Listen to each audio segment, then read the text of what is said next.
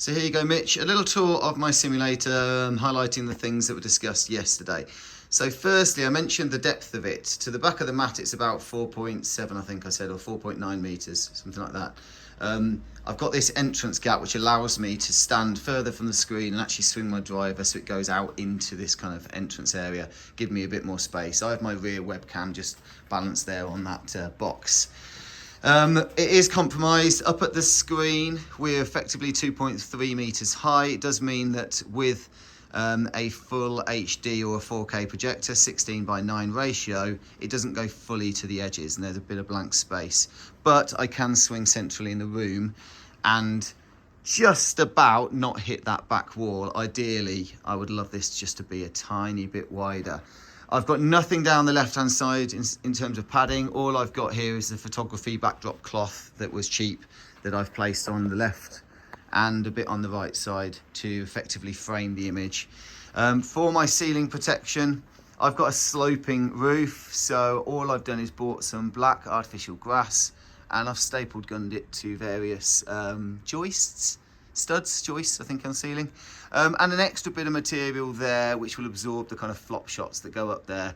What I can do easy enough is attach something, a little bit more material there, which would then stop the ball kind of disappearing up there, but I'll do that at some point, or I say I'll do that. With the projector off, there you go, various marks on the screen. When I get up close, you can see it if I block the image. All kinds of marks. That's from me throwing clubs, as I discussed at the screen. That left edge is danger.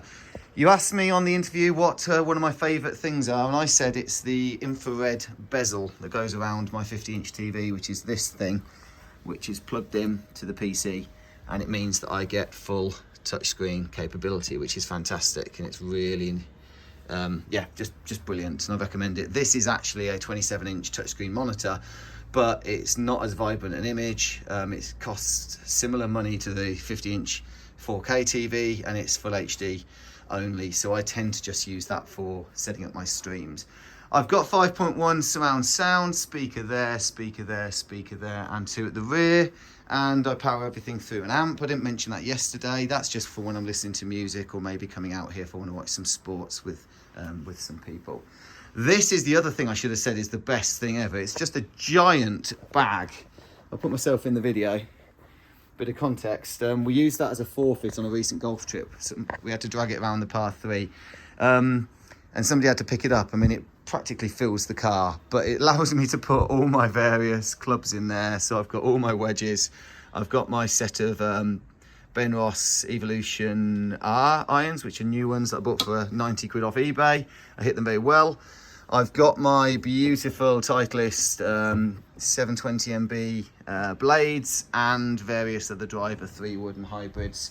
The clubs that I'm actually using, I just pop up here at the back. They're a bit nearer for me to grab, and particularly when I'm doing speed golf. I've got the GC2 with HMT, the HMT being the add-on the left, GC2 on the right. I think that's fantastic. I always have plenty of golf balls in play. I mentioned about balls disappearing in that gap behind the screen. I mean, I haven't checked for a little while, but if I go down here, lift up my screen, there's a ball. It's only one at the moment, a tee. Yeah, only one golf ball. It's not Christmas today, but I just periodically go and get those and bring them back into play. And it means I'm not constantly having kind of fetch the 1 or 2 balls that I do have in play. How I fix my screen, I've done it here simply using little eye hooks, eye plates I mean, and good sturdy tarp clips. The screen is not overly taut. This type of material can really hang pretty naturally. You just need to make sure it's fully opened, and it means that it absorbs the impact very nicely. I've got a 4K projector up there. 4K projector is great. As I say, there's a real shortage of short throw. It is lower than I would ideally wish. You know, if I just reach up with my hand, I'm very close to touching it. So you can imagine with the club, but because I'm swinging centrally, it does mean it's out of reach. So only if someone came in and was like windmilling with a club one-handed, could it be in danger. Any other items of note? Another favourite thing I forgot to mention is, because I'm in a barn, I mean, you can see the kind of light getting through. It does get freezing in winter, and having a fan heater, which I did have, took forever to heat up. So this is, this was on Dragon's Den many years ago when I lived in Scotland, probably 10 or more. And it's a far infrared heater, and when I turn it on, like so, you can have two levels. You can have it on half or you have it on full. You get that instant heat, like I'm feeling it now already. It's like when you walk into a shop in winter, and it just means that it heats you while you're playing rather than the room, and it is fantastic. Since I decided to bring it into the golf sim a couple of years back at the last house, it's been a brilliant addition. I stow all my rubbish in there. T40 mat here, which is what I'm hitting off. I've been hitting off it for, it's got to be getting on to a year on this little strip. And you see it does stand up to the test very well. You do get a little bit of wear in the hitting area where it kind of fluffs up, but nothing that kind of goes really bad. And obviously I can rotate the mat around. I decided to put T40 everywhere because when I do attack the floor with my clubs in rage, I'm far less likely to break them. What I did have originally was this black carpet going the full way around the hitting mat. I choose to prefer a nice solid stance mat, and for this I use one of the kind of 3D mats that we do also sell at Hybrid Me, and it means it's a shorter pile and it's just a firmer footprint, so I'm a big fan of that. Anything else to mention? I would love this to be insulated. As I say, I expect at some point this whole area will be knocked down and just raised and slightly widened, and that will enable me to kind of get I could get my image completely wall to wall with it being slightly higher. I mean, I could get it slightly more, but this projector that I mentioned doesn't have any zoom, so when I was fixing it, I was trying to find the sweet spot for where it needs to be. It also doesn't have keystone correction, so it has to be pretty much at the height of the top of the image. So I don't have the flexibility of being able to move it, make it that much bigger without shifting it further back. So there's a lot of compromise. There's skylights on various points, and in true cheap MacGyver style, all I've done is, with the help of Shane, tacked some cardboard boxes, and that's been up there for, since I first built this, just to block out most of the daylight when I'm playing. But the projector's nice and bright, even on a relatively bright day. During the day, I couldn't be happier with the image quality. And for playing with GS Pro, it's spot on. So that is, I've got all these clubs, all the gear, no idea, unfortunately. But I also managed, because I've got this gap here, I can multi-purpose it for table tennis, which is probably much more of a passion of mine than golf. Hopefully that's helpful. Thank you for watching this. As I say, thank you, Mitch, for the opportunity to show off the simulator.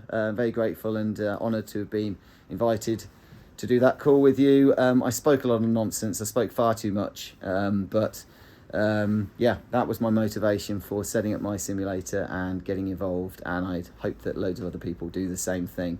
It's not that difficult to do, and I should also add, no person other than helping with a bit of flooring has done anything in this build. So even putting a almost 5 meter by 2.5 meter screen up, you can do it on your own. You don't need anybody else. So hopefully that's a motivation for people. And yeah, a couple of things I'll do. So final little thing, some people always ask about advice. You'll want some kind of spotlight above your hooding area. I don't really have a spotlight. It's a little bit wider focus than some people do, but it doesn't wash out the image because I've got a nice bright projector. So I choose to have two. It just slightly spreads out the light, and it allows me to see the clubs easily enough. Always put in more power points than you think you will need when you're actually getting the electrician in for the room. I mean, in my case, I've got, subwoofer, amp, PC. I've got various USB ports. I've got active extension cables. So if you're going to have a USB cable going a long way to a webcam, which would sit there, but I used it yesterday for the call, you need to have a powered USB extension, such as this one, which I would then plug the webcam into. It needs to be an active cable, otherwise the signal just won't work. It won't work reliably. And I've got various monitors. I've got this. I've got the GC2 plugged in. So you do need a lot of power points to kind of get everything set up. The webcams I choose to use, I have one little iCam up there, which is the kind of 3/4 view, if I get it in focus. You can get them on Amazon pretty cheap, and they're very good image. They don't have any mic involved. I've got the main webcam that I talk to, which is this one, which is a Logitech Brio 4K, or it's the Business 4K, Business Stream Edition, I think it's called. Logitech webcams are great. You can get the cheaper models for little or nothing, but you pay a bit more for the Brio. I think it's more like £200, £160, something like that. And then I have one behind me, which gives that kind of rear view. And it all seems to work pretty well, and I look forward to putting out more content, and thank you, Mitch, for the opportunity. Goodbye.